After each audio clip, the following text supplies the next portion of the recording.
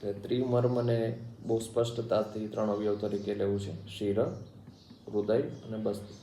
એટલે modern language પ્રમાણે વિચારીએ તો અને આ રીતના કમ્પેર કરી શકાય. શિર એટલે બ્રેઇન પોર્શન,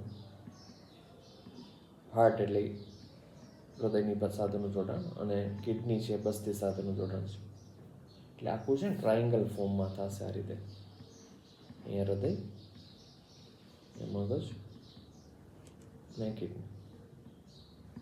એટલે હૃદય છે એ શું માગે આપણી પાસે? તો એના માટેની સ્પષ્ટ રજૂઆત છે, ચૈતન્ય સંગ્રહ માગે છે. ચૈતન્ય સંગ્રહનો મિનિંગ થાય છે હકારાત્મક લાગણી. જે હૃદય અનુભવે છે એના આધારે વિચાર આવશે અને એના આધારે વ્યક્તિની વાતચીત રજૂ થશે.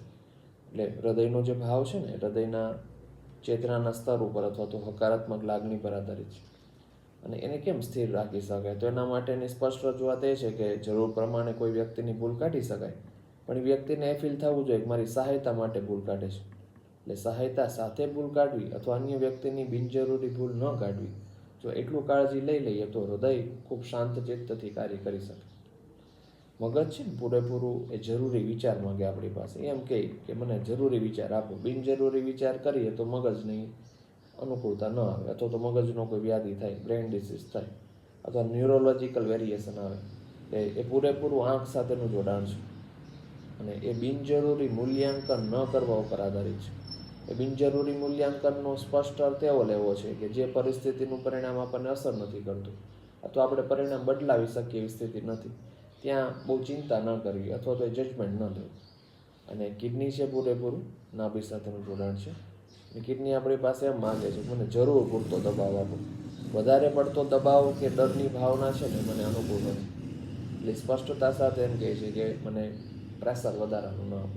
આમાં જે ફાઇટ અને ફ્લાઇટના જે રિએક્શન થતા હોય છે બોડીમાં, એક પ્રકારના ડર, નારાજગી, ગુસ્સાની જે કંઈ ઘટના બને અથવા તો એ પરિસ્થિતિનો આપણે સામનો કરીએ, એના માટેના જે અંતઃસ્ત્રાવ છે ને પૂરેપૂરા મોડર્ન સાયન્સ પણ એમ કહે છે કિડની સાથે જોડાયેલા છે. એટલે એની સાથે એક જોડાયેલી એડ્રિનાલિન નામની ગ્રંથિ હોય અને એના આધારે બધી પરિસ્થિતિ ચાલે છે. અને પૂરેપૂરું લયબદ્ધ શ્વાસ ઉપર આધાર છે. એટલે કિડની છે એ જરૂર પૂરતો દબાવ માંગે, નાભી સાથે જોડાયેલું છે, અને જેટલો લયબદ્ધ શ્વાસ એટલું કિડની ખૂબ શાંત ચિત્તથી કાર્ય કરી શકે. આ ત્રિમર્મને એસ્ટાબ્લિશ કરવા માટે શું કરી શકાય? એટલે વિજ્ઞાન પણ એ બાજુ શોધ ખૂબ કરી રહ્યું છે, અને આયુર્વેદના ગ્રંથો અથવા તો સંહિતાઓમાં અથવા વેદના આધારિત જે કંઈ બ્રાહ્મણ, અરણ્યક એ જે કંઈ ગ્રંથો છે, ઉપનિષદ વગેરેમાં એમાં પણ સ્પષ્ટ કીધું છે કે જ્યારે વ્યક્તિ એની પોતાના વિશ્વાસ સાથેની ચિત્તની સ્થિતિ એટલે કે મનની સ્થિતિ કોઈ એક સ્થાન ઉપર જ્યારે એકાગ્ર કરે ત્યારે એ બાજુ વિદ્યુતનો પ્રવાહ એ પ્રવાહિત થવાનું શરૂ થઈ જાય. એટલે કોઈ સતત એક જ વિચાર કરે છે કે મારા બાહુમાં બળ વધે છે અથવા તો હું ખૂબ બલવાન બનવા જઈ રહ્યો છું. એનું મિનિંગ એ નથી કે એની અતિશય માંસપેશીઓ શારીરિક રીતે ટૂંકા ગાળામાં વધી જાય અને ખૂબ મજબૂત બની જાય, પણ એક અર્થ એનો એવો પણ લેવો પડશે કે એ વ્યક્તિ જ્યારે કાર્ય નક્કી કરે છે ને બાહુબલ આધારિત, એ કાર્ય સફળ થઈ જાય. કોઈ પણ વ્યક્તિ આવીને એની એ કાર્ય કરી જશે. એટલે પરિસ્થિતિને એ રીતે વિચારવું છે કે જો હૃદય, બે આંખ વચ્ચેનો ભાગ અને નાભી, આ 3 મુખ્ય જે અવયવો છે એના ઉપર એકાગ્રતા રાખી અને સારાંશ રૂપે જે શબ્દો આપણને મળ્યા છે અચ્યુતાય નમઃ, અનંતાય નમઃ અને ગોવિંદાય નમઃ, એનું જો મનમાં સ્મરણ કરીએ તો પરિસ્થિતિ એ બને કે એ અવયવોની પોતાના વિદ્યુતના પ્રવાહની એટલે કે રક્તના પરિભ્રમણની એ સ્થિતિ યોગ્ય બને. એટલે અચ્યુતનો શું મિનિંગ લેવો? તો એક અર્થ આવો પણ છે, ચ્યુત એટલે છૂટવું અથવા તો નાશ થવો. અચ્યુત એટલે જેનો કદી નાશ નથી થતો, તે જેનો વિનાશ નથી થતો, અથવા એમ કહી શકાય કે નો ફેલ્યોર સ્થિતિ, ક્યારેય એ અસફળ નથી થતું. એટલે જરૂરી સફળતા મેળવવા માટેનો જે શબ્દ છે ને એને અચ્યુત ગણવો છે. અને નમનનો સ્પષ્ટ અર્થ છે કે નમન કરું છું, નમસ્કાર કરું છું. એટલે હૃદય ઉપર એકાગ્રતા રાખી અને બહુ ભાવથી સ્મરણ કરવું છે અચ્યુતાય નમઃ. બે આંખ વચ્ચેનો ભાગ છે અને અનંતાય નમઃ. અનંતનો મિનિંગ છે ઇન્ફાઇનાઇટ, અગણિત, અપ્રમેય. એટલે જે કંઈ ઇન્ફાઇનાઇટ પાવર્સ છે એ બ્રેઇનમાં કનેક્ટેડ છે, અને બે આંખ વચ્ચેનો ભાગ છે એનું કેન્દ્રબિંદુ છે, જેને યોગની પરિભાષામાં આજ્ઞા કહે છે. એટલે એ જે આજ્ઞા છે પોતાની આજ્ઞા જ પોતાના ઉપર આધાર છે. આપણે નક્કી કરીએ કે હું એટલું કામ કરીશ, પછી કરીએ નહીં એટલે ડિસ્ટર્બન્સ ત્યાંથી સ્ટાર્ટ થાય. એટલે પછી એ ક્રોધના કેમિકલ ઊભા કરે, નારાજગી ઊભી કરે. એટલે એક જ પછી અસ્વીકાર આવે પછી કામ આપણે છોડી દઈએ ને કામ જ ન કરીએ.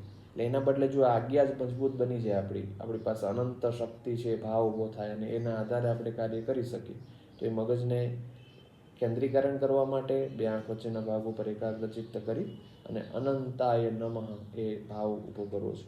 અને નાભી છે એ કિડની સાથે જોડાણ છે, જરૂર પૂરતો પ્રેશર માગે છે. એકચ્યુઅલ પરિસ્થિતિ એ છે કે આયુર્વેદના ગ્રંથમાં એક સ્પષ્ટ સૂચના છે કે નાભી આરા સ્વરૂપે છે. આરાનો એક અર્થ થાય સાયકલના જે ક્રોસ હોય છે એ આરા તરીકે. અશોક ચક્રમાં કેમ ચક્ર હોય, ચક્રવત છે આખું પરિસ્થિતિ નાભી. એટલે એ નાભી ચક્રવત છે, પણ એ મન સાથે જોડાયેલી છે, જ્ઞાનેન્દ્રિય અને કર્મેન્દ્રિય સાથે જોડાયેલી છે. એટલે એકાદશ ઇન્દ્રિય પૂરેપૂરી નાભી સાથે જોડાયેલી છે. અથવા એમ કહી શકાય કે શ્વાસના લય પર આધારિત છે. જેટલો લયબદ્ધ શ્વાસ એટલું નાભીમાં અગ્નિ તત્વનું સ્થાપન યોગ્ય અને લાગણીની સ્થિતિ સારી.